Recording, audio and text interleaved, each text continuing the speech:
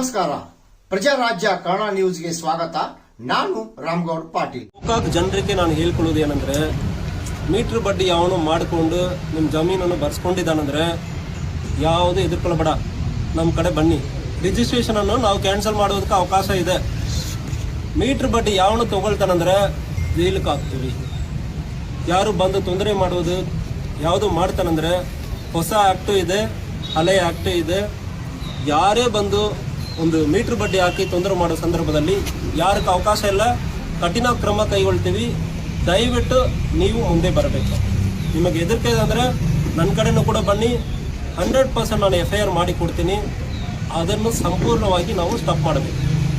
So ಯಾರು registered vendor 24%, 14% ಅದರ ಒಂದು ಲಿಮಿಟ್ ಇದೆ. ಸ್ಟೇಟ್ ಗೌರ್ಮೆಂಟಲ್ಲಿ ಲೆಸ್ ದೆನ್ 20% ಮಾತ್ರ ನೀವು ಕಲೆಕ್ಟ್ ಮಾಡಬೇಕಂದ್ರೆ ಇದೆ.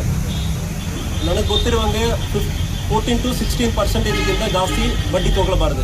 1 ಲಕ್ಷಕ್ಕೆ 1 ವರ್ಷಕ್ಕೆ ಸ್ಟೇಟ್ ಗೌರ್ಮೆಂಟ್ ಆದೇಶ ಪ್ರಕಾರ 14ರಿಂದ 16,000ಕ್ಕಿಂತ ಜಾಸ್ತಿ ಬಡ್ಡಿ ತಗೊಳ್ಬಾರದು. ಸೆಂಟ್ರಲ್ ಗೌರ್ಮೆಂಟ್ ಮೈಕ್ರೋ ಫೈನಾನ್ಸಲ್ಲಿ 24% RBI ಗೈಡ್ಲೈನ್ಸ್. ಬೇಕಾದರೆ ಒಂದು ಸಾರಿ ಚೆಕ್ ಮಾಡಿಕೊಳ್ಳಿ.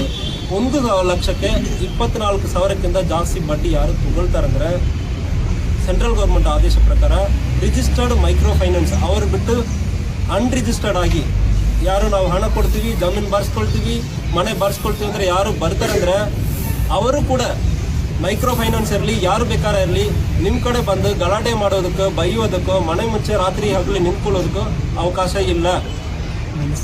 ಸೊ ಯಾರು ಅಂಥ ರೀತಿಯಲ್ಲಿ ಜಾಸ್ತಿ ಬಡ್ಡಿ ಕೊಡ್ತಾರಂದ್ರೆ ನಾವು ಕಾನೂನು ರೀತಿಯಲ್ಲಿ ಕ್ರಮ ಕೈಗೊಳ್ತೀವಿ.